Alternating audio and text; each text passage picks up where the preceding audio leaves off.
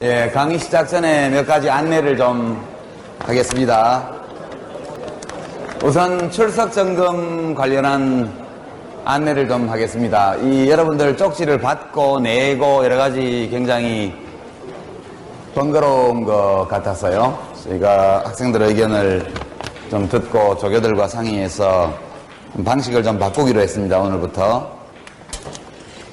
우리가 중간에 휴식을 하기 때문에 앞시간, 뒷시간이 있는데, 앞시간 시작하고 나서, 그리고 이제 뒷시간이 시작될 때, 여기가 이제 자리가 블록으로 전부 지금 8개로 구분이 되어 있죠. 각 블록마다 번호가 다 자리에 있기 때문에, 종이 하나에 자기가 앉은 의자 번호를 쓸 수 있도록 그렇게 이제 종이를 돌리겠습니다. 왔다 갔다 하면서 쪽지 받아서 내고 이렇게 하지 마시고, 이제는 각 블록별로 종이를 돌리면 거기 자기 이름하고 학과 학번, 자기 좌석 번호에다가 그걸 써주면 그렇게 출석 체크를 하도록 그렇게 하겠습니다. 두 번째 시간, 그러니까 앞부분 시작할 때는 출석 체크가 안 되고 뒤쪽에만 출석 체크가 된 학생은 지각이죠. 예, 근데 뭐 지각을 가지고 점수 매길 생각은 없고요. 예, 또 성적과 관련된 건데 혹시라도 동점자가 너무 많이 나오면 지각을 덜한 학생을 좀 우대하도록, 예, 그런 정도 참고하겠습니다. 괜찮죠? 그 정도는? 예, 그렇게 하고 자기 안전자리 잘 확인해 주시고요. 그리고 한번 자리에 앉았으면 그날은 꼭 그 좌석에 다시 앉도록 해 주십시오. 그리고 이제 우리가 좀 불가피한 사정으로 조금 늦게 오는 학생들이 있을 때 앞에 자리가 좀 비어 있고 이제 뒤에는 차 있고 이래서 좀 어수선합니다. 그래서 모쪼록 여러분이 일찍 오는 학생들부터 앞쪽을 채워서 그렇게 앉아주시면 주로 빈자리는 뒤쪽에 남게 되니까 출석을 점검하기도 편리합니다. 여러분들 강의 듣기에도 앞쪽이 좀 괜찮죠? 그래서 꼭 그렇게 앞쪽으로 채워서 좀 앉아주시기를 부탁을 드립니다. 불가피한 사정으로 결석을 하게 되는 학생들은 우리 조교들한테 꼭 이메일을 보내거나 이렇게 해서 혹은 만나서 이야기를 해주세요. 몸이 많이 아프다든가 부모님이 편찮으시다든가 또는 학과에서 뭐 답사를 간다든가 이렇게 해서 불가피한 사유가 있을 때는, 예, 가능하면 그걸 증명할 수 있는 뭔가를 하나 갖다가 내주십시오. 불가피한 사정으로 결석하는 학생들에 대해서는 무단결석으로 하지 않겠습니다. 그 다음에 이제 중간고사 레포트, 배치하는 레포트 관련해서 여러 가지 문의가 들어오고 있다고 그러는데, 첫 시간, 첫 강의 때 것은 이제 요약 안 하셔도 됩니다. 그 문제는 어차피 우리가 한 번 더 나중에 가서 다룰 문제이기 때문에, 제2강, 두 번째 주 강의부터 시작해서 매주 강의를 A4지, 예, 한쪽, 예, 12포인트 글씨로, 넘어가면 곤란해요. 주어진 분량으로 과제를 잘 정리하는 것은 굉장히 중요한 사회생활에 필요한 능력이기 때문에 여러분도 그런 능력을 기르는 데 도움이 되시려면 한쪽을 넘기시면 안 되고요. 또 한쪽이라고 해서 뭐 5줄, 6줄만 쓰고 마는 학생은 없겠죠. 되도록이면 한쪽이 대체로 차는 정도 내용으로 제출해 주시고요. 중간고사 전주까지 강의를 요약합니다. 중간고사 때는 휴강을 하죠. 요약한 것을 중간고사 다음 주 강의 때까지, 다음 주 강의 때 다 내주시기 바랍니다. 사정이 있어서 그날 못 오는 학생들은 미리 좀 제출을 해주거나 그렇게 해주십시오. 여러분들이 그런 질문들을 하는데 뭐 요약 말고 소감이나 주장 이런 것들도 담아도 되느냐? 물론 담아도 됩니다. 되는데 기본은 역시 우리가 함께 공부한 것을 요약하는 것이 기본이고, 너무나 요령 있게 잘 요약한 나머지 공간이 남았다, 뭐 그런 경우에는 여러분 자신의 독특하고 탁월한 견해를 같이 넣어주는 것도 무방하겠습니다.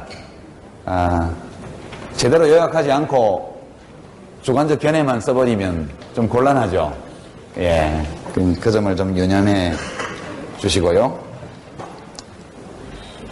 그리고 다시 말씀드리지만 제1강 첫 번째 주 강의는 이 레포트에 요약하지 않으셔도 됩니다. 그리고 동영상 게시판에 지난 강의에서 탁월한 질문 또는 수업 진행에 도움을 주는 탁월한 의견, 질문들에 대해서 가점을 주기로 했는데 늘 거기다가 게시판에 공지하겠습니다. 지난주에는 좀 그 전주보다 많은 학생들이 가점을 받았습니다. 그래서 좀 도메인을 아시겠지만 usimin 유시민.tv 거기가 이제 우리 동영상이 올라가는 홈페이지이고 게시판이 있는 홈페이지입니다. 여기를 이용해 주시고요. 질문지도 이제 공책 찍고 수첩 찢어서 막 내니까 저도 보기가 굉장히 불편하고 여러분도 불편한 것 같아서 질문을 낼 때 필요한 서식도 따로 준비를 했습니다. 이따 이제 전반부 수업 끝나고 조교들에게 받아서 거기다가 질문을 적어서 내주시기를 부탁을 드립니다. 많이 이용해 주십시오. 이런 정도 강의와 관련된 추가 안내를 드렸고요. 혹시 강의 진행과 관련해서 또 다른 의문이 있는 학생들은 게시판을 이용해서 또는 이메일을 이용해서 조교들과 소통을 하시기 바랍니다. 오늘 주제는 아주 어려운 것입니다. 경제학 분야가 굉장히 다양하고 폭이 넓지만 이거 조명 꺼졌네. 이 동영상에 이게 너무 어둡게 나온다고 그래서 작은 조명을 설치를 했는데 실컷 설치해놓고 불이 안 들어오네. 예. 오늘 우리가 환율 변동에 대해서 공부하는 날인데 이것은 경제학의 여러 분야 중에서도 가장 복잡하고 난해한 분야입니다. 제가 최근에 들은 소식으로는 미국 주요 대학의 MBA 과정에서 이런 금융시장론이나 이런 것들을 파생상품, 파생금융상품 이런 것들에 대해서 가르치는 강의에 기존 교재들을 다 폐기하고 주요 경제신문들의 기사를 모아서 수업을 하고 있다 이런 얘기를 들었습니다. 최근에 미국 서프라임 모기지론 관련된 혼란에서 시작해서 전 세계적인 금융 대란으로 연결된 이런 사태가 도대체 왜 일어나는 것인지, 또 1997년도에 우리나라를 덮쳤던 외환위기 이가 도대체 왜 일어나는 것인지, 최근 우리나라 돈 원화의 가치가 하루에 50원 이상씩 등락하는 이런 널뛰기식의 화폐 가치 변화가 어떤 과정을 통해서 무슨 이유 때문에 이렇게 일어나는 것인지 이런 것들을 공부하는 시간입니다. 굉장히 복잡해요. 여기에는 우선 화폐가 무엇인가, 화폐는 어떤 기능을 하느냐 이런 문제가 하나 들어있고요. 돈이 뭐냐, 돈이 뭐길래 이런 문제. 화폐가 무엇인지에 대해서 우리가 오늘 공부를 맨 먼저 합니다. 두 번째는 그냥 화폐가 아니고 국제거래에서 서로 다른 화폐가 일정한 비율로 교환되죠. 그러니까 국제무역, 그 다음에 서로 다른 화폐의 거래.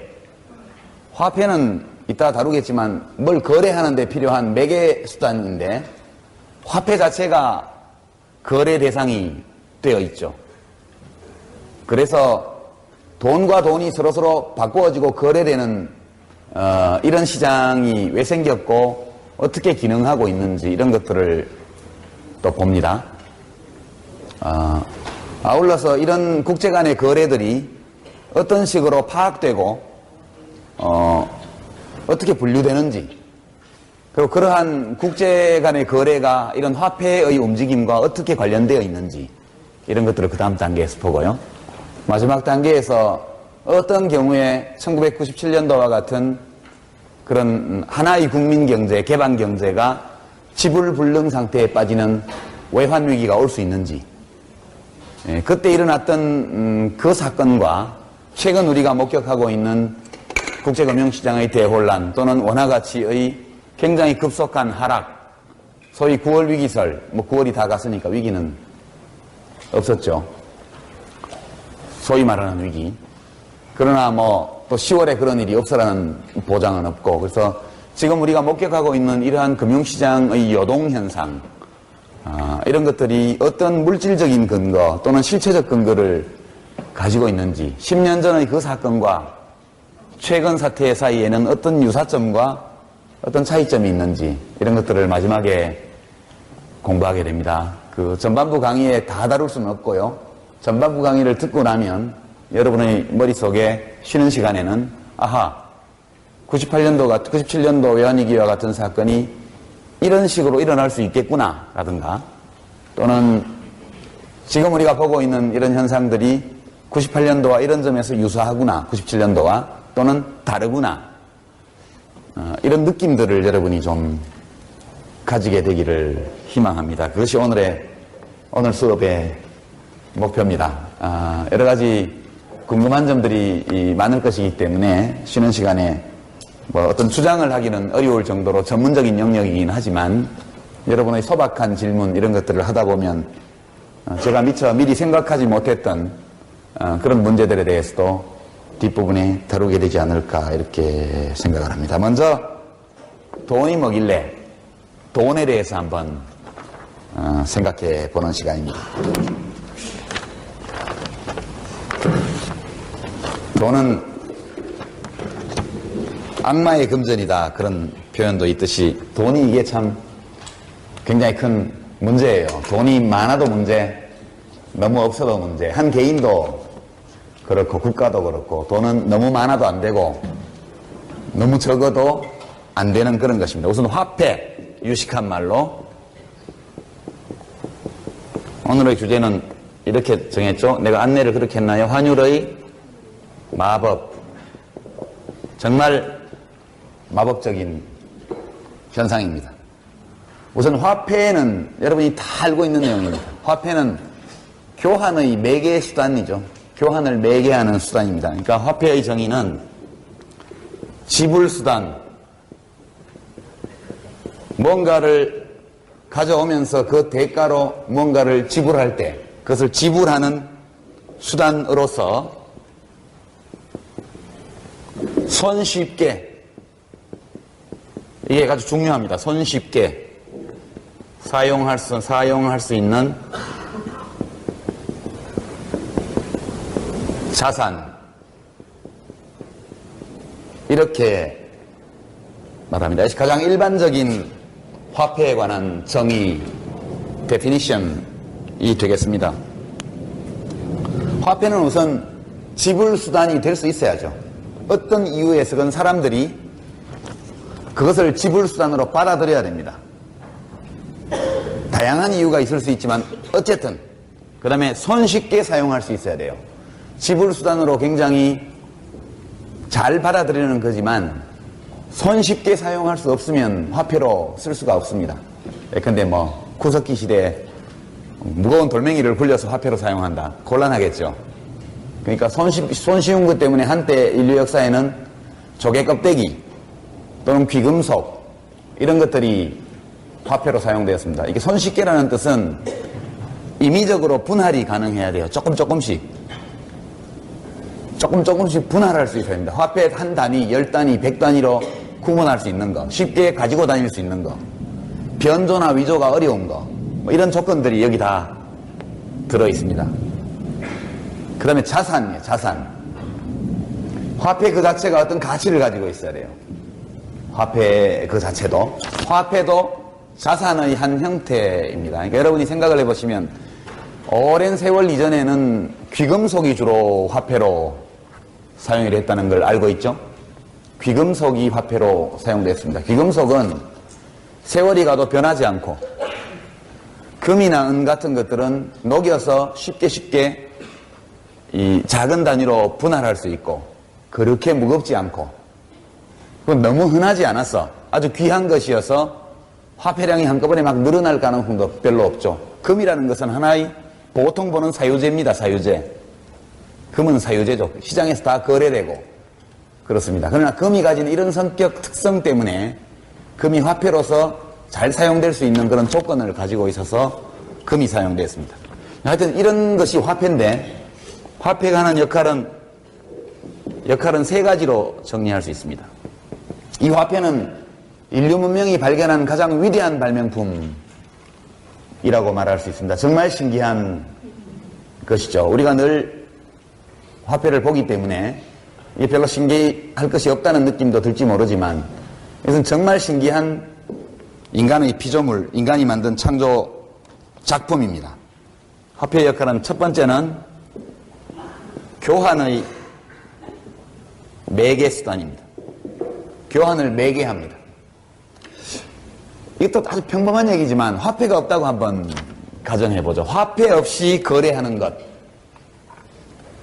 그 물물교환이라고 그럽니다. 인간이 가지고 있는 아주 독특한 어떤 본능이랄까요?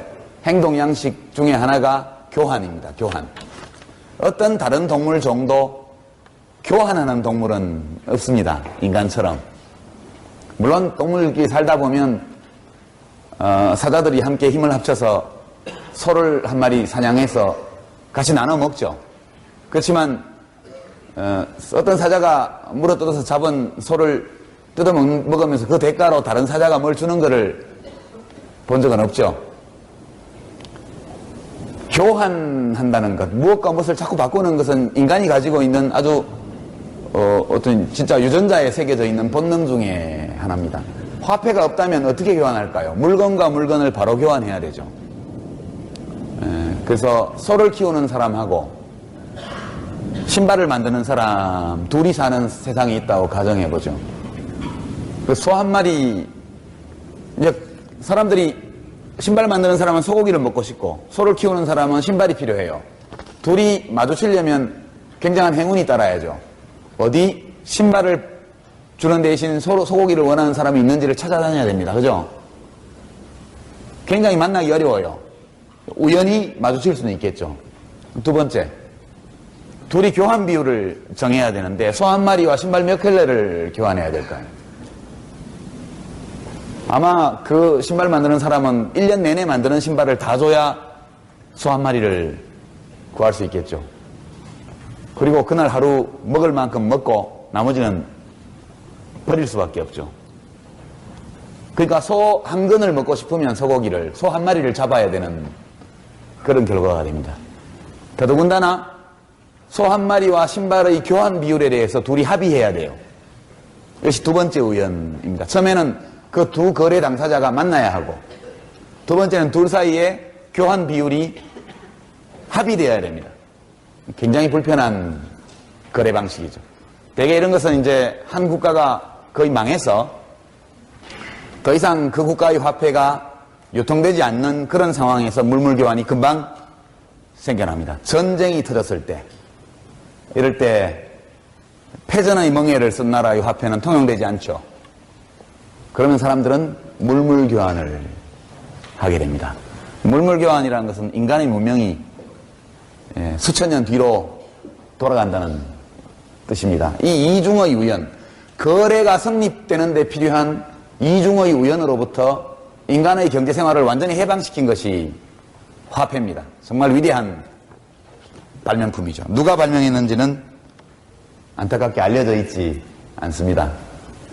인류사회 곳곳에 거의 동시에 똑같은 방식으로 기능하는 화폐들이 나왔기 때문에, 그래서 이런 것들을 거의 인간의 본능에 부합하는 발명품으로 볼 수 있습니다.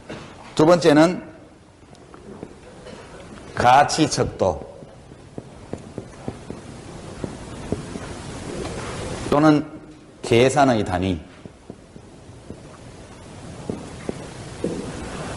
우리가 수없이 다양한 상품과 서비스를 계산할 때 헤어컷 한 단위 이렇게 할 수는 없죠. 어떤 것들이 가치를 잴 때 다 돈의 액수로, 화폐의 액수로, 화폐의 양으로 표현을 합니다. 매우 편리한 것이죠. 세 번째는 가치 저장 수단입니다. 마약상이 현금으로 필로폰 값을 받아서 금융기관에 집어넣으려면 금융당국이 굉장히 눈을 번뜩이면서 감시하죠. 가장 편리한 방법은 항아리 속에 현금을 묻어놓는 거죠. 그래가지고 사건이 잊혀지고 수사당국의 추적이 다 끝나고 나서 세월이 많이 갔을 때 다시 항아리 뚜껑을 열고 돈을 꺼냈으면 됩니다. 가치를 축장 또는 저장하는 수단이 됩니다. 물론 저장하고 있는 동안 이자를 못 받으니까 인플레가 생겨서 가치가 약간 하락하긴 하지만 그래도 여전히 가치를 축장하는 주요한 수단입니다. 가치 저장 수단은 화폐 말고도 많죠. 화폐는 가치 저장 수단으로서 좋은 것은 아닙니다. 인플레 때문에. 부동산, 금과 같은 귀금속, 골동품, 고가의 예술품 이런 것들이 전부 가치의 축장 수단 혹은 저장 수단이 됩니다. 그래서 돈이 많은 분들이 그런 걸 사죠. 돈이 많은 분들이 그런 걸 삽니다. 왜 골동품이나 세계적인 예술가들의 미술작품이 돈 있는 사람들에게 의해서만 거래되느냐? 돈이 없는 사람은 살 능력도 없으려니와 거기다가 그만한 가치를 저장해둘 아무런 이유가 없기 때문에 그런 것이죠. 화폐의 역할은 이렇습니다. 그럼 이 세상에 화폐가 얼마나 많을까? 사람들은 그걸 알고 싶어 하죠. 왜냐? 그래야 정부가 화폐량이 얼마만큼 있는지를 알아야 화폐량을 조절할 수 있습니다. 화폐가 너무 적다. 그런데 아무 일도 하지 않으면 문제가 발생해요. 예컨대 1년 동안에 우리가 1000조 원어치의 거래를 한다고 치죠. 1000조 원. 근데 이제 경제가 막 성장하고 사람들이 거래를 많이 해서 거래량이 2000조 원 규모로 늘었어요. 그런데 시중에 유통 중인 화폐가 수량이 늘지 않으면 어떤 현상이 생길까요? 가격이 하락해야 됩니다. 가격이. 화폐 교환 방정식이라고 하는데요. 이거 하나만 알아두면 몹시 편리합니다.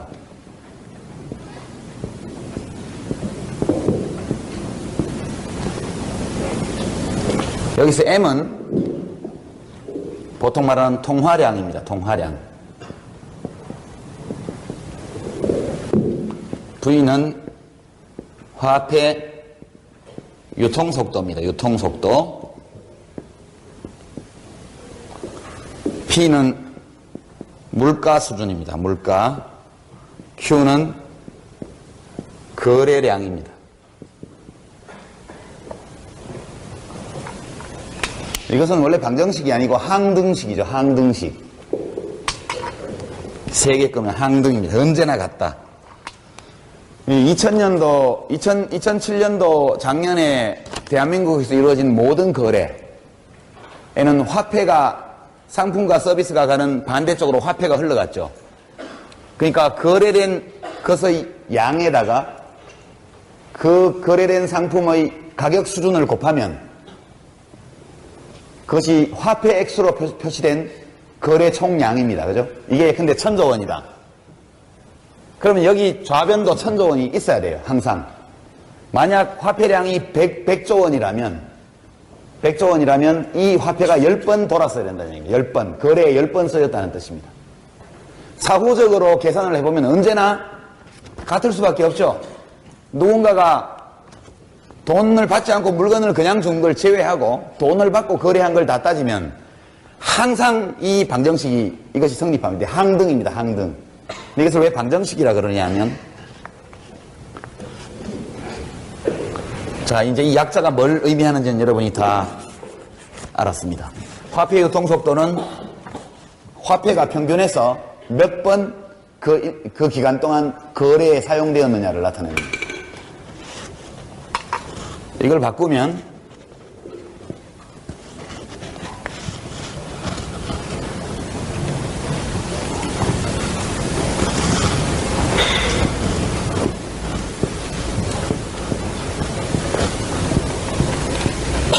이렇게 되겠죠?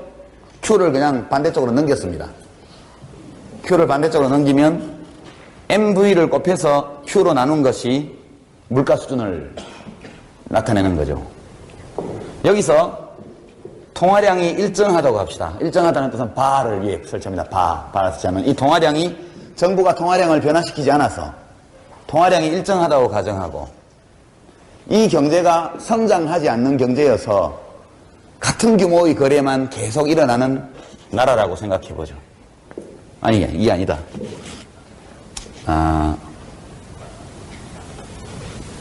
V를 일정하게 합시다. 일단은 V에 발을 치고 화폐 유통속 사람들의 이 거래 행태는 짧은 시간에 변하지 않는다 이렇게 가정을 해보죠. 그러니까 어느 것을 고정시키냐에 따라서 각각 이 물가 수준과 다른 것이 어떤 관계를 맺느냐를 우리가 알 수 있습니다. 굉장히 편리하게. 그러면 우리가 V바 나누기 Q바를 상수로 가정할 수 있겠죠. A라는. 이거는 정해진 값이니까. 그러면 이 방정식은 Q분의 V를 A라고 쓴다면 AM은 P가 됩니다. 만약 우리가 통화량과, 만약 그 거래량과 화폐 유통 속도를 일정하다고 가정하면 물가 수준이라는 것은 언제나 통화량의 변화에 의해서 일어난다. 그런 뜻입니다. 그러니까 만약 이 물가 수준이 일정하게 유지되려면 이제 이 방정식에서 다른 걸 지웁시다. 원래의 방정식만 봅시다. 여기에서 화폐 유통 속도가 일정한데, 그죠? Q가 올라간다고 합시다. 경제가 자꾸 성장해요. 거래량이 많아진다는 것은 경제활동이 증가하는 거니까 경제가 자꾸 성장한다고 할 때 M이 따라서 올라가지 않으면, 만약 M이 일정하다면 P가 그만큼 내려와야 되죠. 이것이 디플레이션입니다. 통화량이 시중에 돌아다니는 화폐의 양이 너무 작으면 경제 성장을 가로막게 돼 있어요. 이게 거래를 뒷받침 못해서. 반면에 거꾸로 경제 성장은 별로 이루어지고 있지 않은데 정부가 어떤 이유에서든 통화량을 증가시켰다고 합시다. 뭐 한국은행에서 화폐를 찍어서 막 돈을 꿔주든, 아니면 우리가 오늘 다루게 될 해외에 수출을 너무 많이 해가지고 돈이 많이 들어왔던 어떤 이유에 의해서든. 근데 이것이 경제가 성장하는 속도보다 더 빠른 속도로 통화량이 증가하면 이 항등이, 이 방정식이 성립하려면 물가가 올라야 됩니다. 이 이야기는 무슨 얘기냐면 시중에 돈이 너무 많이 풀리면 물가 인상이 일어난다는 뜻입니다. 경제가 성장하는데 충분하게 화폐 공급을 늘려주지 않으면 경제 성장에 지장이 초래된다. 그런 뜻이에요. 그러니까 화폐가 제가 너무 많아도 좋지 않고 너무 적어도 좋지 않다. 이렇게 말했는데 어떤 개인에게는 많을수록 좋겠죠. 돈이 많을수록 좋겠죠. 개인에게는 다다익선이라고 말할 수 있습니다. 물론 돈이 많으면 귀찮은 일도 많이 있을 겁니다만 전반적으로 사람들이 개인에게 있어서는 돈이 많을수록 좋다. 그러나 하나의 국가, 하나의 국민 경제에는 돈이 너무 많으면 물가 인상이 일어납니다. 돈이 너무 적으면 경제 성장의 지체 현상이 초래됩니다.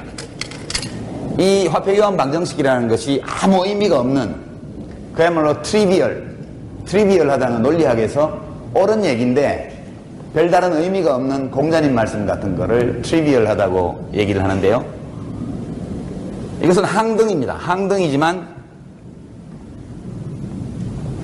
이 네 가지 변수 사이에 어떤 관계를 보기 위해서 다른 두 개를 고정된 값으로 가정을 하면 관계를 뚜렷이 볼 수 있기 때문에 이것을 방정식이라고, 이거 하나 지우고 이렇게 쓰는 겁니다.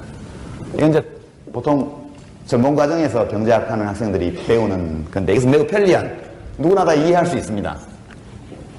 그것이 설명을 했고요. 그 다음 단계로 가봅시다. 화폐가 무엇인지, 화폐가 어떤 기능을 하는지 알았습니다. 그리고 우리 대한민국에 혹은 미국에 화폐가 얼마나 많이 있는지를 측정을 해야 됩니다. 측정을. 그래야지만 국가가 지금 시중에 돈이 너무 많다든가 지금 인플레가 일어나고 있는데 원인이 화폐량이 너무 많은 데 있다 하면 통화량을 줄이는 쪽에 정책을 쓰고, 지금 통화량이 너무 많이 풀려서 물가 인상이 우려된다. 그러면 여러 가지 방법으로 통화량을 감축시킵니다. 이론적으로. 근데 실제로 우리 대한민국의 통화량이 얼마냐, 이걸 재는 방법이 있어야 돼요. 그래서 여기서 M을 통화량이라 그럽니다.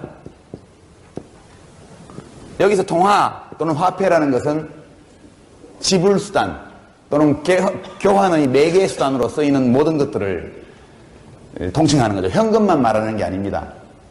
그래서 여러 가지 기준에 따라서 통화량을 재는 기준이 다릅니다. 여러분 신문 기사를 보다 보면 시중 통화량이 늘었다든가 줄었다든가 정부가 통화량을 늘리려고 한다든가 줄이려고 한다든가 이런 보도들이 나옵니다. 그때 M1, M2, M3라는 표현을 신문에서 볼 수 있습니다. M1은 뭐냐? 아까 말했죠. 화폐란 손쉽게 지불수단으로 사용할 수 있는 자산, 그런 뜻입니다. 이것은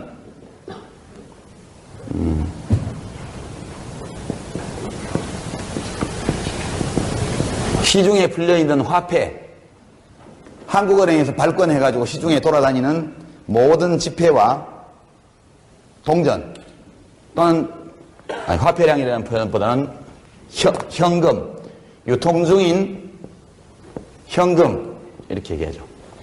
유통 중인 지폐 또는 동전에다가 요구불예금. 요구불예금이라는 것은 언제든지 찾아 쓸 수 있는 예금을 말합니다. 여러분 지로통장 갖고 있죠? 지로통장에 돈 뺀다고 해가지고 벌금을 물거나 그러지 않죠? 언제든지 돈을 뺐다 넣었다 할 수 있습니다. 또는 여러분은 당좌는 안 가지고 있죠? 자기압 수표를 발행할 수 있는 통장.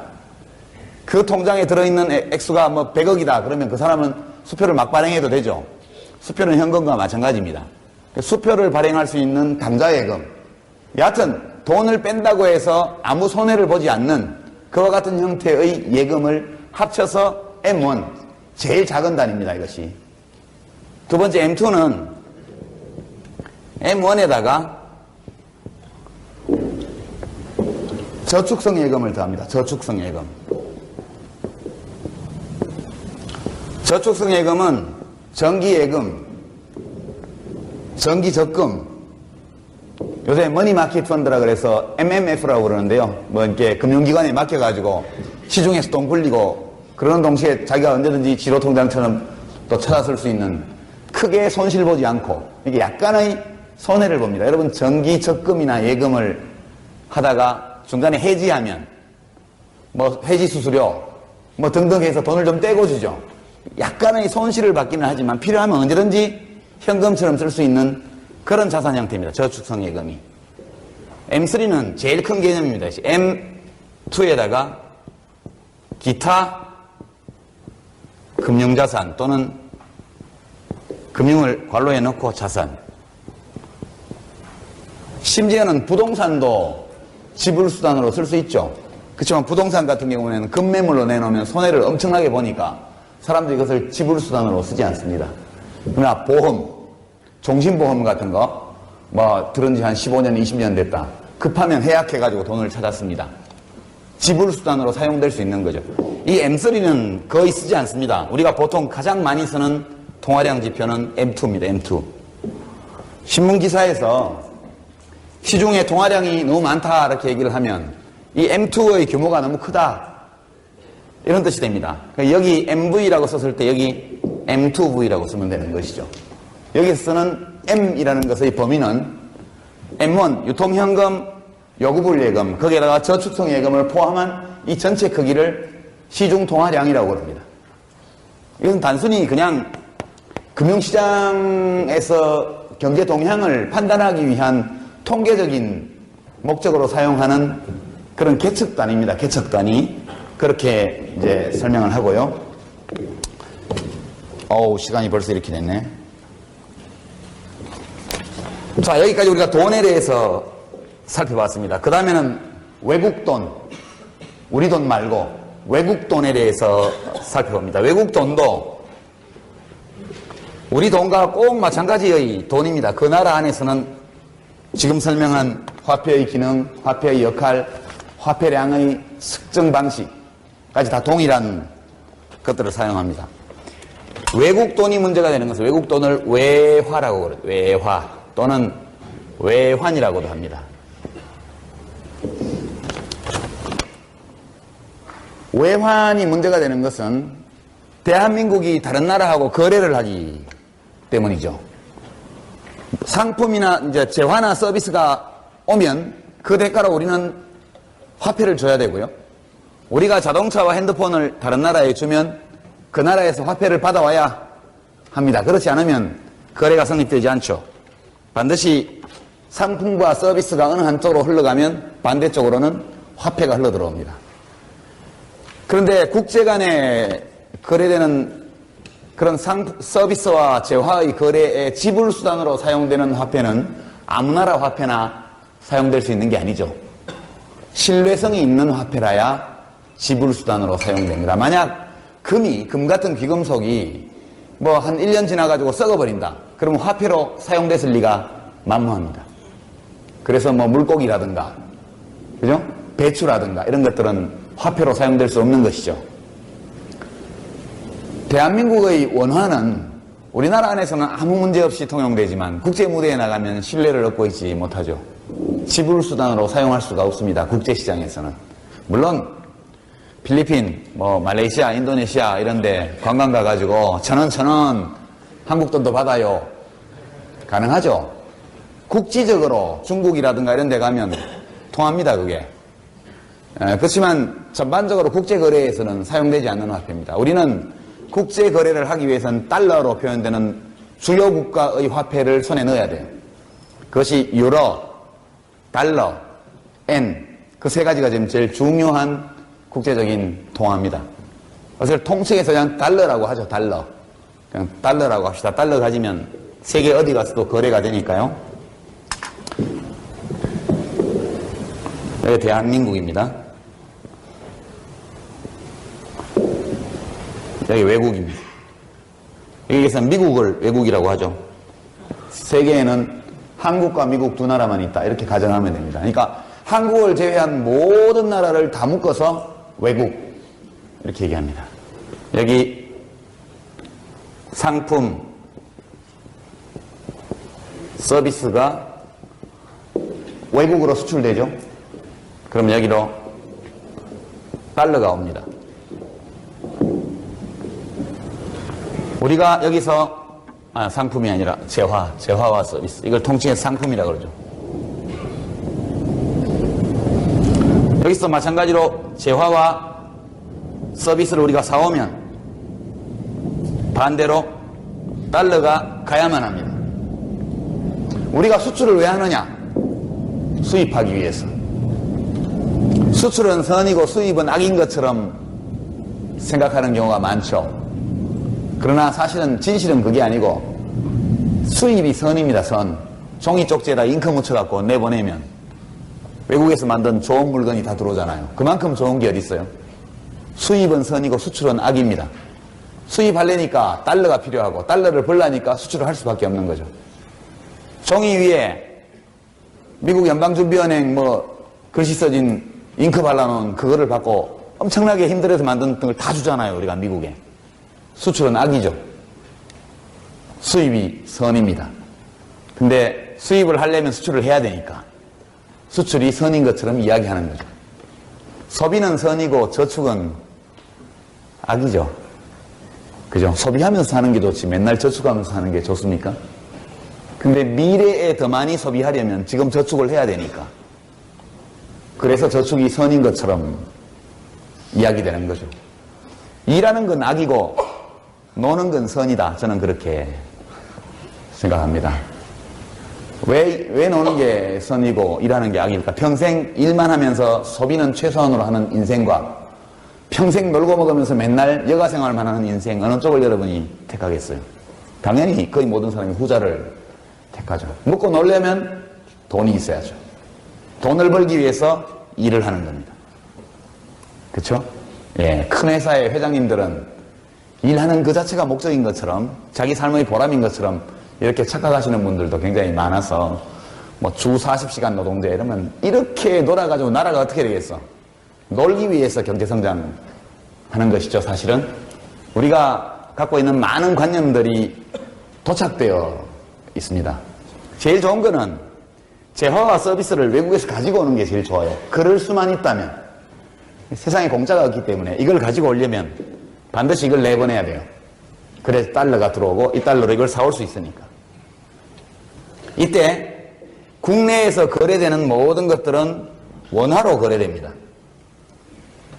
여기 거래되는 모든 것들은 달러로 거래가 되죠.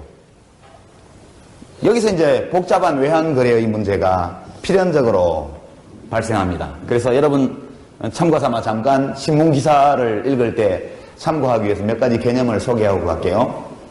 외국과 대한민국 사이에서는 많은 것들이 오갑니다. 화폐도 오가고 재화와 서비스도 오가고 사람도 오가고, 그렇죠? 돈 그 자체가 물건의 움직임과 상관없이, 재화 서비스와 상관없이 돈 그 자체도 왔다 갔다 합니다. 그래서 이 대한민국과 외국 사이에서 거래되는 게 뭐 있나를 다 따져보는 것이 국제수지 통계입니다. 국제수지 통계. 여러분, 경상수지 적자, 금년도에 몇 년 만에 적자폭 확대, 이런 보도를 많이 보시죠. 국제수지에 관한 용어 설명만 잠깐 하고 넘어갑니다. 두 나라 사이에 얼마만큼의 재화와 서비스가 오고 갔느냐를 기록하는 것이 무역수지입니다. 이것을 원래 용어를 직역하면 재화와 서비스 수지 이렇게 됩니다. Balance of Payments가 수지고요. On Goods and Services 이렇게 됩니다. Balance of Payments on Goods and Services 몰라도 돼요. 그냥 국제수지 중에서 재화와 서비스 수지는 무역수지를 말한다. 우리가 어떤 재화, 서비스를 밖에 내보내고 갖고 들어오고 이걸 얼마어치를 했느냐를 기록하는 것이 무역수지입니다. 여기에다가 박찬호 선수가 미국 가서 벌어온 돈, 이승엽 선수가 일본 가서 벌어온 돈, 이런 것을 요소소득이라고 합니다. 노동력이라는 요소를 미국 메이저리그 시장에 팔고 일본은 뭐죠? 일본 야구는 뭐라 그러나? 재팬 리그인가요? 아무튼 일본 프로야구 시장에 가서 팔고, 우리 박주영 선수가 프랑스 리그에 가서 AS 모나코 선수로 뛰면서 연봉을 받고, 이런 것들이 전부 요소소득입니다. 노동력이라는 생산 요소를 제공해주고 얻어온 소득이에요. 또 자본 투자를 해가지고 우리나라 어떤 사람이 외국에 자본 투자를 해서 거기서 이익을 벌었다. 중국 펀드, 베트남 펀드 등등 해가지고 여기서 해외 펀드 해가지고 돈 벌어오잖아요. 그래서 전부 자본을 제공함으로써 얻는 소득. 이게 요소소득입니다. 이 무역수지에다가 요소소득 플러스 이전지출. 이전지출은 공짜로 주는 거예요. 우리가 방글라데시에 원조를 한다든가 그냥 돈을 주는 거죠. 또는 미국에 있는 친척한테 우리가 돈을 받는다든가, 이렇게 그 이전지출이라고 합니다. 우리가 받거나 주거나 그냥 공짜로, 이런 것들을 다 합쳐서 경상수지라고 합니다. 경상수지. 이게 제일 중요해요. 경상수지. 신문에 맨날 나오는 경상수지 흑자, 경상수지 적자라고 말할 때, 이 경상수지라는 것은 1년 동안 대한민국이 외국과 얼마만큼 많은 재화와 서비스를 내보내고 들여왔고, 한국 사람이 밖에 나가서 일해가지고 얼마를 벌어 들어왔고, 외국인들이 한국 와서 일해서 얼마를 벌어 나갔고, 이게 요소소득입니다. 또 외국의 자본가들이 한국에 투자해서 얼마를 벌어갖고 우리나라 사람들이 외국에 투자해서 얼마를 벌어왔느냐, 이걸 다 포함한 것이 경상수지입니다. 이것이 제일 대한민국과 외국과의 거래를 측정할 때 가장 중요한 개념이 경상수지입니다. 이것은 이따 환율 동향을 설명할 때 반드시 쓰는 개념이기 때문에 이렇게 썼습니다. 경상수지 말고 상품과 서비스가 왔다 갔다 하는 거고 전혀 상관없이 돈만 왔다 갔다 해요. 그것을 금융수지 또는 자본수지라고 합니다. 이것과 상관없이 그냥 돈이 오고 돈이 갑니다. 우리나라 국민연금이 전 세계에서 세 번째로 큰 연금인데요. 이제는 월드뱅크에 10억 달러를 위탁했다. 그거는 자본만 나간 거예요. 자본만. 동시에 외국인들이 우리나라 주식을 사기 위해, 삼성전자, 포스코 주식을 사기 위해서 돈을 갖고 들어왔다. 그것은 뭐가 나간 게 아니고 돈 그 자체가 들어온 겁니다. 우리가 돈을 구워주거나 돈을 빌려오거나 우리나라 사람들이요. 기업이, 정부가. 기업이나 정부나 민간 가게가 외국에서 돈을 구워오거나 또는 외국인들이 우리한테 뭔가를 투자하거나 이건 자본 수입, 자본이 들어오는 겁니다. 우리가 똑같은 일을 외국에다 하면 자본 수출.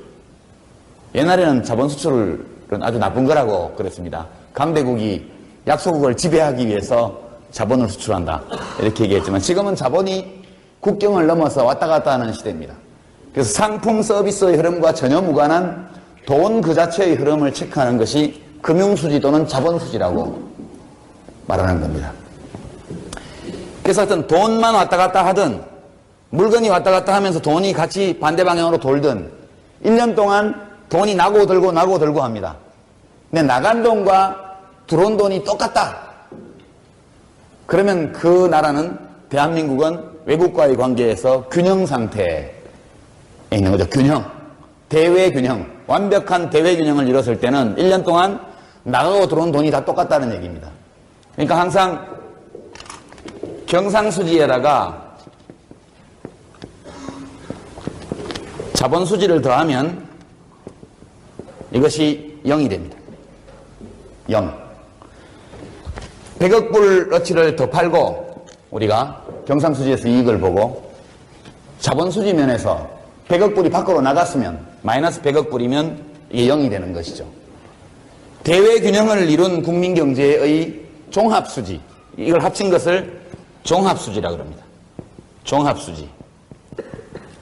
균형 상태, 대외균형 상태에 있는 국민경제의 종합수지는 항상 0이 돼야 돼요. 0. 이해가 되죠? 여기까지는. 안 됩니까? 대체로 그림을 그려보죠. 항상 대한민국과 외국 사이에 무엇이 들락날락합니다. 그 1년 동안 들락날락한 것을 항목별로 파악한 것이 무역수지, 무역수지에다가 자본 혹은 노동력으로 제공한 대가로 온 것을 요소소득이라 그러고요. 여기다 공짜로 주고받은 것을 이전지출이라 그러는데 이걸 다 합친 것을 경상수지라 그럽니다. 이건 전부 다 뭔가 왔다 갔다 한 거고 상관없이 돈 자체만 왔다 갔다 한 것을 자본수지라고 그래요. 국가가 이 자본수지와 경상수지를 합친 것이 0이 되면 대외적으로 완전한 균형 상태에 있다. 이렇게 말할 수 있습니다. 이것이 전부 스토리의 전부입니다. 만약 이것이 0이 아니라면 그러면 그 나라는 불균형 상태에 있는 것이죠. 저것이 0이 안 되면 일시적으로 0이 안 되는 상태를 유지할 수는 있지만 항구적으로 저 균형이 깨진 상태로는 오래 갈 수가 없습니다. 어느 시점에선가 제대로 대처하지 않으면 파산하게 되어 있습니다. 국가가. 그래서 이것은 이제 용어 설명을 했고요. 다음 외환시장으로 넘어갑니다. 외환시장. 예고한 것처럼 좀 복잡하죠. 그러나 직관적으로 생각해 보세요. 여러분 자신이 대한민국이고 나머지 모든 학생이 외국이라는 말입니다. 외국.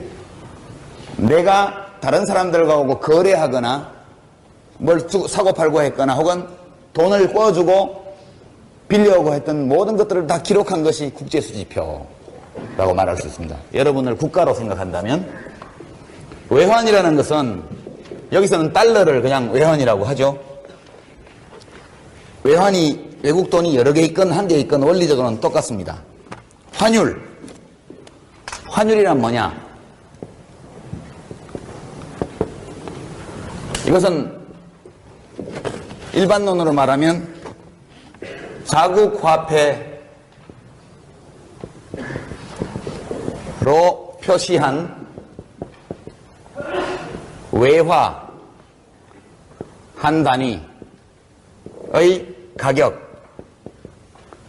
자국 화폐로 표시한 외화 한 단위의 가격, 이것이 환율입니다. 환율, 바꾸는 비율, exchange rate 이렇게 말을 하죠. exchange rate, 몇 대 몇의 비율로 바꾸느냐. 달러 환율이라는 것은 뭐냐? 원화로 표시한 1달러의 가격, 이것이 환율입니다. 지금 얼마죠?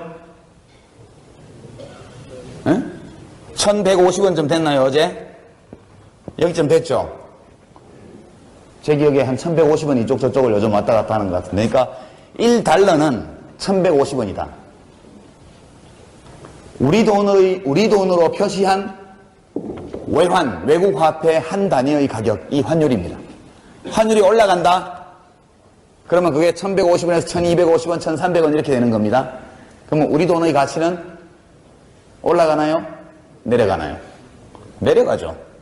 우리 돈의 가치는 내려가게 됐습니다. 환율은 외국 화폐로 표시한 우리나라 돈 한 단위의 가격을 환율로 할 수도 있습니다.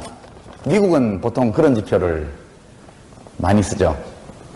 만약 우리가 그런 지표를 쓴다면 환율은 1150분의 1 되겠습니다. 이렇게 얘기를 해야죠. 굉장히 소수점 이하만 가기 때문에 번거롭습니다. 편의상 우리 화폐로 표시한 외국 화폐 한 단위의 가격을 우리는 환율로 쓰는 겁니다. 그게 편리해요. 우리 돈이 약세니까, 단위가 너무 크니까. 그러나 우리가 미국인이라면 강의를 할 때 이렇게 하지 않죠. 1달러당 몇 엔, 1달러당 몇 유로, 이렇게 해서 외국 화폐로 표시한 우리나라 돈의 가격을 환율로 쓸 겁니다. 그럼 그래프도 좀 세로축, 가로축이 바뀌고 그런 기술적인 차이에 불과하고 마찬가지입니다. 교환 비율을 정하는 거기 때문에. 환율이 인상된다, 환율이 올라간다는 것은 우리의 돈값이 떨어진다는 뜻입니다. 그래서 환율 인상은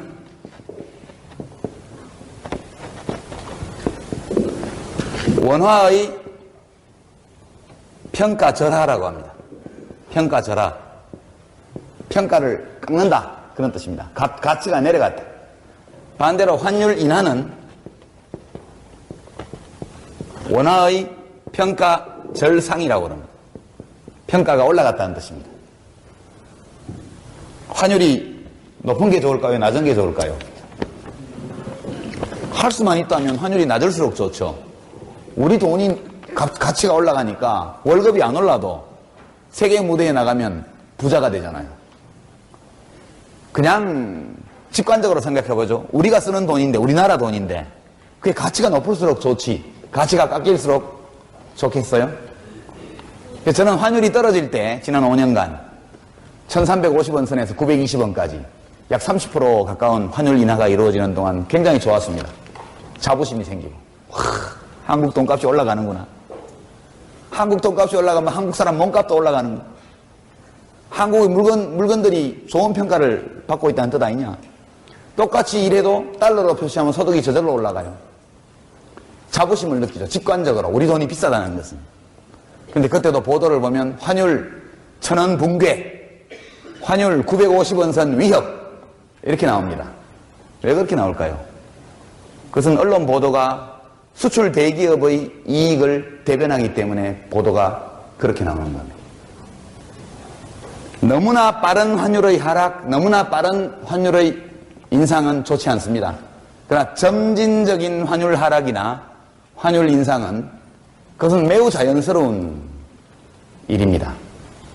근데 보면 환율이 뚝뚝 내려갈 때마다 수출기업 비상, 국가대책 서둘러야, 전쟁 난 것 같죠? 환율 950원 선 위협, 장중 한때 940원 붕괴, 그렇게 나옵니다. 대개 신문방송에 광고를 주는 기업은 수출 대기업이 대부분이죠. 수출 대기업의 경우에는 환율이 올라간다는 것은 100만원짜리 우리 물건을 달러로 표시하면 값이 오른다는 뜻이에요. 장기적으로 볼 때. 이따 우리가 다루게 되겠습니다만, 그러니까 수출업자들에게는 환율이 인상되면 인상될수록 우리 물건값이 싸지는 거기 때문에 수출이 더 잘 될 수 있고, 그래서 좋아하죠. 근데 대한민국이 어디 수출업자만 사는 나라인가요? 그렇습니다. 자, 이제 환율은 이해가 됐죠? 그 다음에 이제 환율이 있다는 것, 환율이라는 것은 가격입니다. 우리 돈으로 표시한 외국 화폐의 한 단위 가격, 그게 환율이죠. 가격이 있다는 것은 시장이 있다는 얘기입니다. 거래가 이루어지고 있다는 뜻이고, 수요자가 있고 공급자가 있다는 뜻이죠. 그래서 지금 환율 시장에 대한 간단한 묘사를 해보겠습니다. 이것은 지난 몇 주 동안 우리가 수없이 봐왔던 그래프와 동일합니다.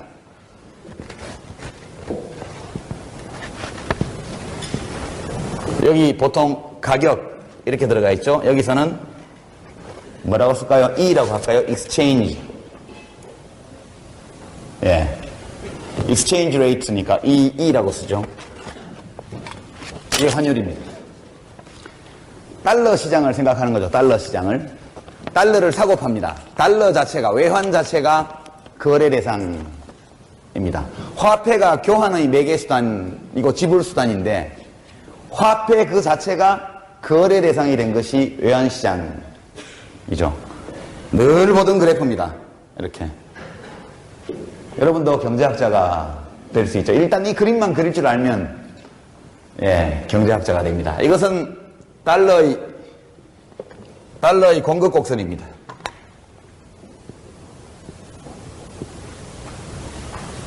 이것은 달러의 이게 잘못 썼다.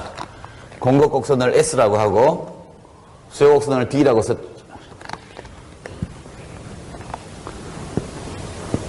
뭐의 공급 곡선이냐? 달러의 공급 곡선이고 달러의 수요 곡선입니다. 똑같죠? 공급자가 있고 수요자가 있습니다. 값이 올라가면 공급은 늘어나고 수요는 줄어듭니다. 이해되죠? 값이 내려오면 공급은 줄어들고 수요는 늘어납니다. 근데 한 예를 들면 달러 값이 떨어지면 해외여행이 싸지잖아요. 사람들이 여행을 많이 가기 위해서 여행을 가려면 달러로 여행자 수표를 사고 또는 달러로 원화를 주고 달러를 교환하고 달러 수요가 막 늘어나게 돼 있어요. 저절로. 그래서 공급자들의 경우에 달러 값이 내려가면 덜 내놓으려고 그러죠. 달러 값이 오르면 시장에 달러가 어디 숨어있던 게 다 튀어나옵니다. 지금 바꿔놔야지. 또 내려갈지 모르니까. 일반적인 상품의 움직임과 똑같습니다. 다만 차이가 있다면 수요자와 공급자가 보통의 상품과는 다릅니다. 자, 이제 지금부터 수요자와 공급자가 어떤 사람인지를 잠깐 살펴보죠. 누가 달러를 살라고 그러겠어요? 달러를 사려고 하는 사람. 달러를 구입할 필요가 있는 사람이 어떤 사람이 있을까요? 자, 큰 소리로. 수입업자, 오케이. 수입업자가 물건을 밖에 사오려면 달러가 있어야죠. 자, 수입업자. 그 다음 또 누가 있을까요? 예. 유학생, 당연히, 예. 근데 이건 좀 무시합시다, 지금. 만약 우리가 미국 대학에서 제공하는 교육 서비스, 미국 대학에서 유학하는 것을 교육 서비스를 사는 거로 간주한다면, 그것은 미국 대학이 하버드 대학이 제공하는 교육 서비스를 구입하는 거죠. 수입입니다, 수입. 마찬가지로 수입업자로 말할 수도 있습니다. 그죠? 말고. 응? 누구? 외국인. 외국으로 돈을 내보내야 되는 사람들. 상품 거래와는 상관없이 외국으로 돈을 내보내야 되는 사람. 이것을 자본 수출업자라고 하겠습니다. 이것은 상품 수입업자고. 상품을 밖에서 사오려는 사람은 달러가 필요해요. 외환시장에서 달러를 구하려고 그러죠. 달러 수요자입니다. 동시에 외국은행에 내가 투자를 해야 되겠다든가 베트남에 투자를 한다든가 중국에 투자를 한다든가 혹은 미국의 리먼 브라더스를 매입해야 되겠다. 산업은행에서 추진했죠. 리먼 브라더스를 합병해서 산업은행이 사겠다. M&A 하겠다. 어마어마한 돈이 필요하죠. 자본 거래를 위해서 우리나라에서 외국으로 자본을 수출하려고 하는 사람들이 있습니다. 화폐를 내보내려고 하는 사람들. 그 사람들을 자본 수출업자라고 합니다. 또 누가 있을까요?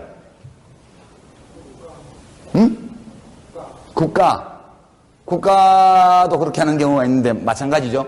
여기 들어가거나 여기 들어가겠죠. 국민연금공단이 월드뱅크에 10억 달러를 맡긴다면 이 행위를 하는 거고요. 자본 수출. 대한민국 정부가 뭔가 미국에서 뭔가를 비행기나 혹은 잠수함을 구입한다. 그때는 여기에 해당되죠. 이제 이게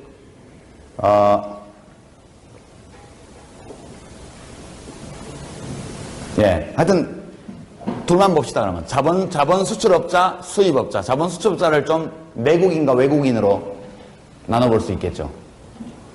여기서는 그 구분을 간단하게 여기서 폐기합시다. 그래서 그냥 상품 수입업자와 자본 수출업자가 달러 수요자다. 공급자는 누가 될까요? 반대로 하면 되죠. 상품 수출업자. 두 번째는 자본 수입업자입니다. 상품 수출업자는 자동차를 팔았으면 달러를 받죠. 그거 갖고 뭐 해야 돼요? 종업원들 월급도 줘야 되고 협력업체에 납품대금도 줘야 되고 다 줘야 전국적으로 원화로 다 바꾸게 돼 있습니다. 달러를 가지고 들어와서 팔죠. 자본 수출을 하는 사람들이, 상품 수출을 하는 사람들이. 자본 수입업자는 외국에서 돈을 꼬았어요. 국내에서 그걸 써야 돼요. 반드시 원화로 바꿔야죠. 국내에서 거래를 하려면. 그래서 달러를 누가 시장에서 공급하느냐 하면 이 두 집단 이 달러를 공급합니다. 다른 사람도 많아요. 어떤 개인들 그냥 투기 목적으로. 하지만 원론적으로 보면 이 사람들이 달러를 수요합니다. 달러를 필요로 하는 사람들이에요. 외환 시장의 변동이라는 것은 다 이 두 집단의 선택, 두 집단의 행동과 관계가 되어 있습니다. 시간이 너무 부족한데요. 그러면 이 시장에서 어느 시점에선가 수요 곡선과 공급 곡선이 이렇게 생겼다면 거래량은 이렇게 되고 균형 환율은 이렇게 되겠죠. 트리비얼한 겁니다. 트리비얼한 거. 트리비얼하다는 것은 논리학적으로 맞는 말인데 그 자체가 의미하는 바는 없다. 그런 뜻입니다. 그냥 이것은 맞는 말인데 우리가 이 수요 곡선과 공급 곡선이 어디에 위치하고 있는지 구체적으로 어떻게 생겼는지에 대한 정보를 갖고 있지 않기 때문에 그 이상의 의미는 없는 겁니다. 외환시장이 있으면 수요 곡선이 우하향하고 공급 곡선이 우상향해서 어딘가에 균형 가격, 균형 환율과 균형 거래량이 있다. 까지만 이것은 얘기를 하는 겁니다. 그럼 도대체 환율은 왜 변동하는 것일까? 왜 환율은 변동하는 것일까? 왜 변하는 것일까? 그것을 설명하기 위해서 이 그림을 설명했습니다. 환율 변동의 원인 세 가지가 있습니다. 첫 번째는 장기 원인이고요. 두 번째는 단기적 원인이고 세 번째는 초단기적 원인입니다.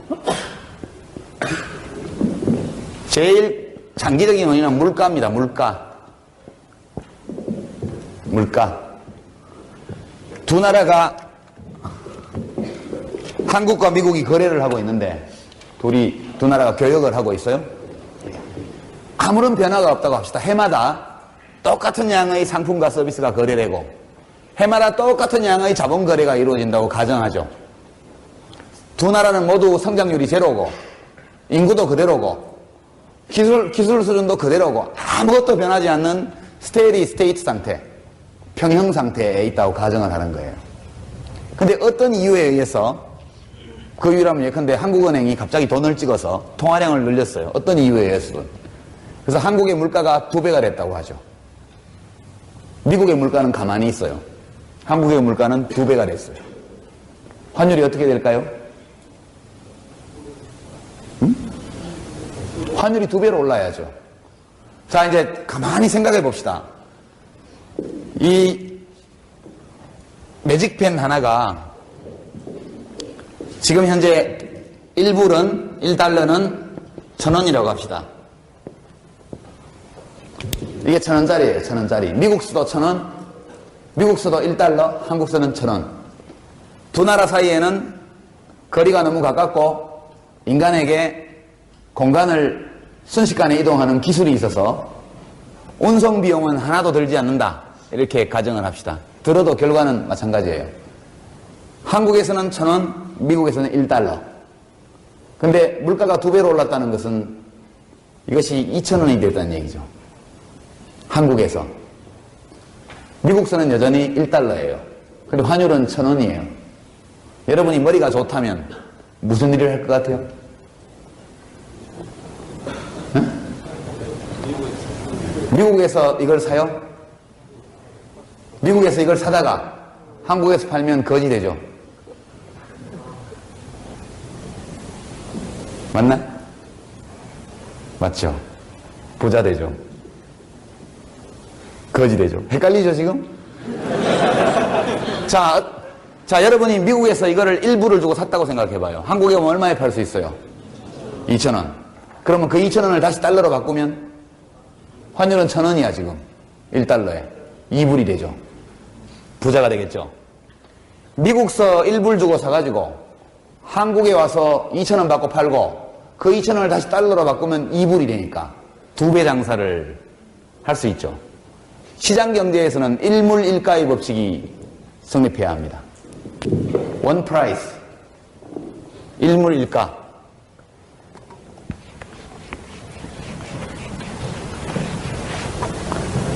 일물 일가. 일물 일가. 물건 하나는 똑같은 물건은 같은 값을 가져야 된다는 거예요.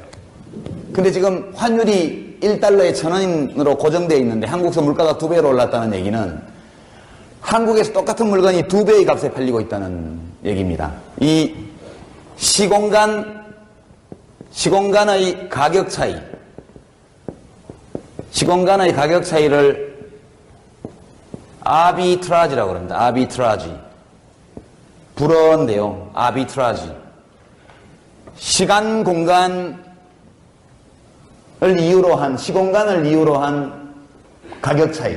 동일한 물건, 동일한 상품의 가격이 시공간을 두고 다를 때 그 시공간의 가격 격차를 이용하면 돈을 벌 수 있죠. 이 가격 격차를 아비트라지라고 그러고 그 일을 하는 사람을 아비트라지에어라고 GEUR. 시공간의 가격차를 이용해서 거래를 해서 돈 버는 사람. 이런 사람들이 있죠. 이런 사람들 덕분에 일물일가가 이루어지는 겁니다.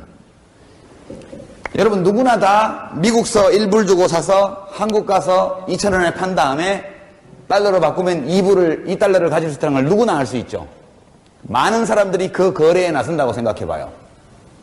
그러면 외환시장에서는 무슨 일이 벌어질까요? 외환시장에서는 이 미국서 물건을 사려면 어떻게 됩니까? 달러를 구해야죠. 달러 수요는 늘어나게 되어 있습니다. 그렇죠? 원화 공급도 늘어나죠. 원화를 내놓고 달러를 살려고 그러니까 달러 수요가 늘고 원화 공급이 늡니다. 이거에 따르면 달러 수요는 오른쪽으로 이동하고 1,000원이라는 환율이 그대로 있다고 할 경우에 수요 곡선이 오른쪽으로 이동하는 겁니다. 이걸 빨간색으로 해보죠. 새로운 수요 곡선입니다. 이 시프트가 이루어진 거죠. 환율이라는 물가 차이라는 것 때문에, 물가 차이라는 이 그래프에 있지 않은 어떤 이유 때문에 수요가 늘어난 겁니다. 공급은 왼쪽으로 이동해서 줄어듭니다. 예컨대 새로운 균형점이 여기 만들어지죠. 환율이 어떻게 됩니까? 계속 올라갑니다. 언제까지 올라가요? 두 나라에서 이 매직펜의 값이 동일해질 때까지. 어느 시점에 가면 예컨대 1불에 2,000원. 1달러가 2,000원이 되면 더 이상 이 거래를 해야 될 이유가 없어지죠. 1불에 사가지고 한국 가서 2,000원에 팔고 다시 미국 가서 달러로 바꾸면 다시 1불이잖아요. 아비트라지가 없어지는 겁니다. 공간에 따른 가격 격차가 없어지면서 이 가격차를 이용해서 돈을 벌 수 있는 기회도 없어지는 것이죠. 그래서 두 나라의 물가 수준이 사실상 같아지는 점까지 외환시장에 변동이 일어나서 환율이 변하게 되어 있습니다. 이 얘기는 무슨 얘기냐? 물가 인상률이 장기적으로 높은 나라의 화폐 가치는 반드시 떨어진다. 물가 인상률이 높은 나라의 화폐 가치는 장기적으로 반드시 떨어지게 돼 있어요. 경제 현상의 근본에는 흔한 것은 가치가 없는 겁니다. 희소한 것, 잘 찾아보기 어려운 것은 가치가 높아요. 물가가 비싸다는 것은 그 나라의 돈이, 물가가 인플레가 생겼다는 것은 그 나라의 돈이 헤퍼졌다는 뜻입니다. 그 나라 화폐의 희소성이 줄어들었다는 얘기예요. 가치가 떨어진 겁니다. 그 나라의 돈의 가치가 떨어지면 떨어질수록 그 나라 화폐로 표시한 외국 화폐의 가격은 올라가게 되겠죠. 환율이 인상됩니다. 우리나라 화폐의 가치 하락과 환율의 인상이라는 것은 동일한 얘기죠. 그래서 여러분이 나중에 뭐 인터넷에 딱 쳐가지고 시계열 데이터를 한번 보세요. 달러화의 환율 변화 그래프 이렇게 보면 최근에 들어와서 이런 등락이 있지. 1960년대 이후에 계속해서 달러 대비 원화 가치는 하락해 왔습니다. 환율은 옛날에 뭐 1달러에 뭐 무슨 500원도 안 하던 시절도 있었지만 그것이 꾸준히 올라와서 IMF 전에 800원대까지 환율이 인상이 됐죠.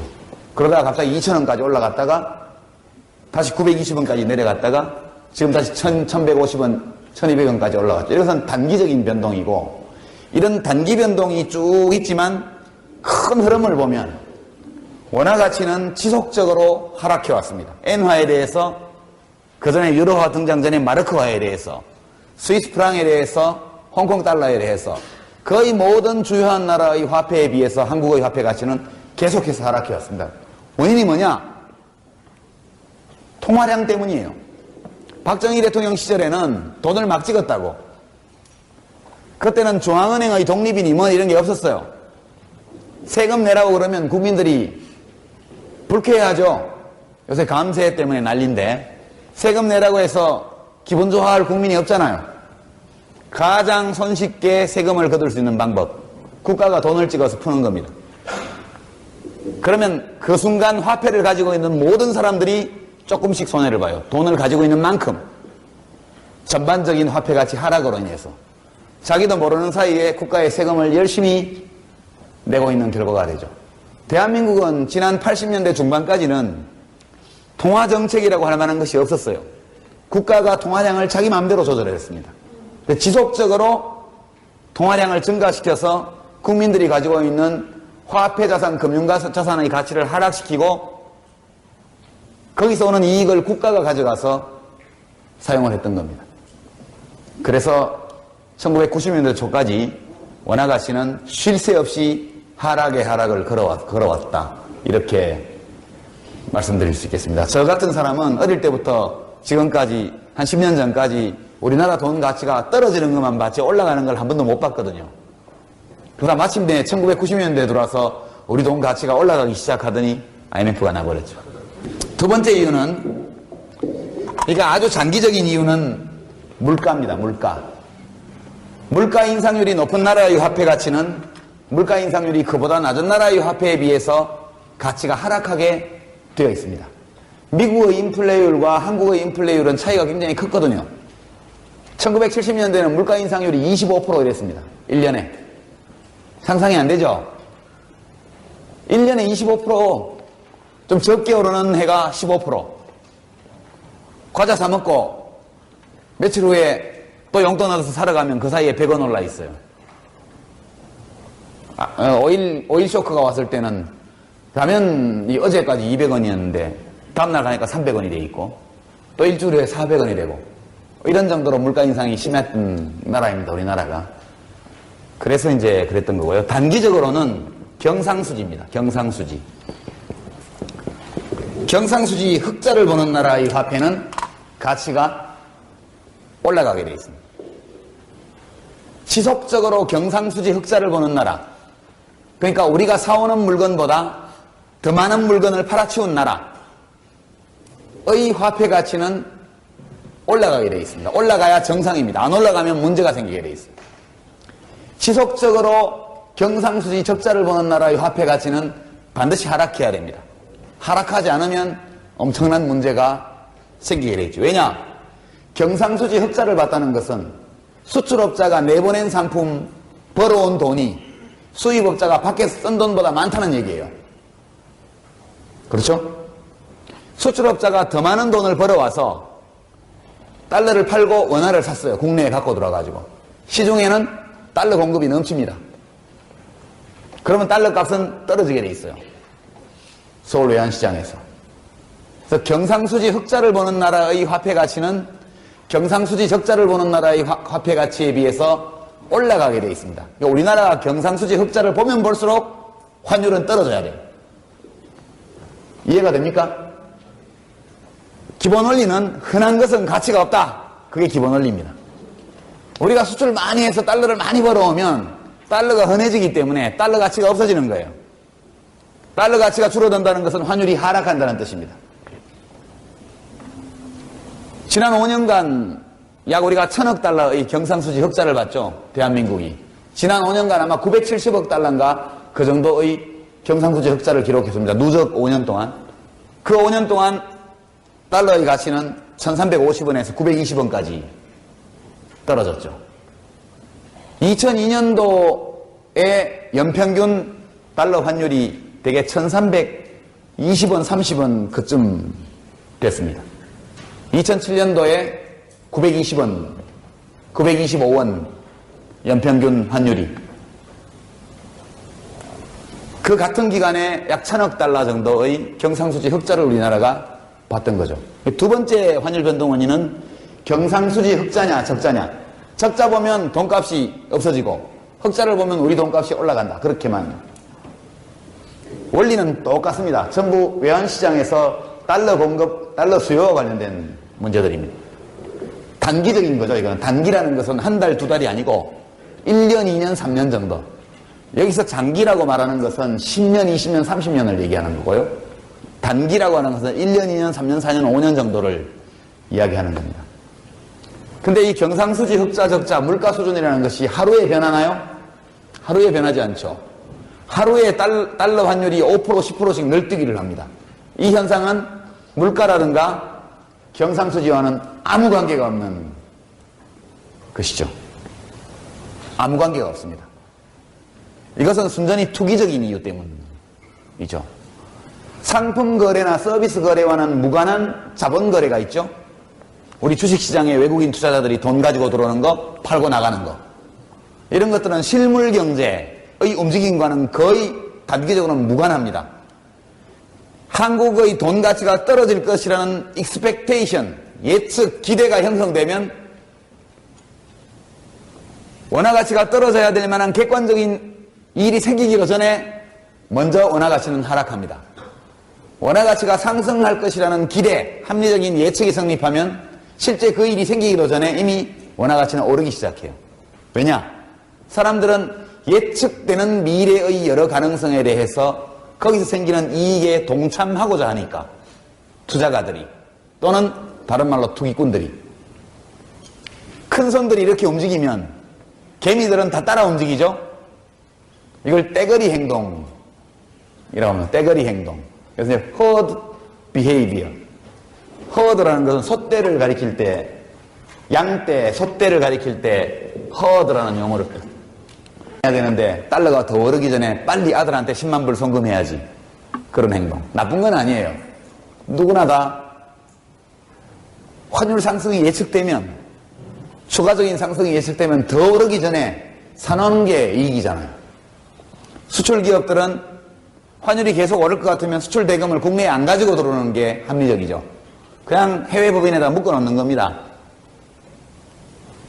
훨씬 더 원화 가치가 떨어져서 달러 값이 오르고 나서 그걸 바꾸면 돈이 훨씬 많이 생기니까 모두가 같은 방향으로 움직이는 거죠. 모두가 다. 그렇게 하다 보니까 약간만 이런 게 생기면 이렇게 올라가고 약간만 이런 게 생기면 이렇게 내려오는 겁니다. 전적으로 투기적인 현상이다. 이것은 소위 신자유주의 금융자유화 뭐 이렇게 얘기하기도 하고요.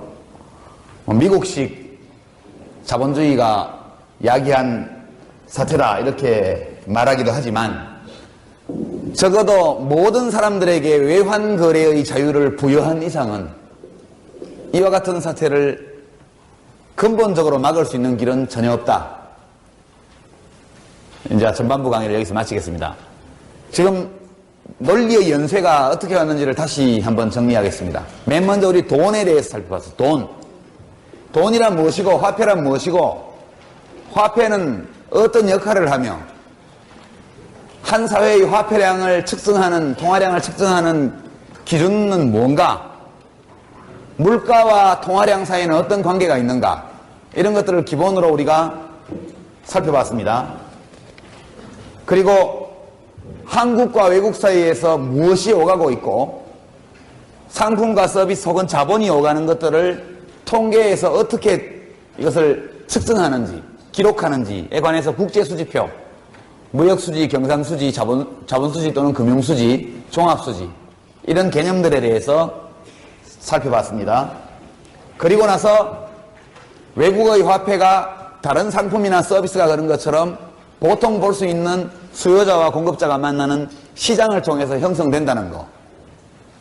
그리고 이 시장에 영향을 미치는 요인이 물가, 경상수지, 그리고 투기적인 기대심리 이런 것들이 작용하면서 아주 장기적으로는 물가의 지배를 받고 단기적으로는 경상수지의 영향을 강하게 받고 초단기적으로는 투기적 행동의 영향으로 인해서 환율이 등락한다. 여기까지가 오늘 강의한 내용의 요지입니다.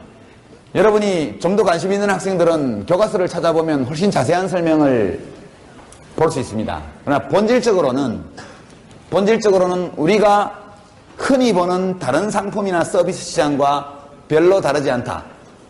외환 시장이라는 것은 거의 같은 동일한 메커니즘에 의해서, 동일한 원리에 의해서, 동일한 동기의 지배를 받는 사람들에 의해서 움직이는 시장이다. 이렇게 정리를 하겠습니다. 이제 쉬고 나서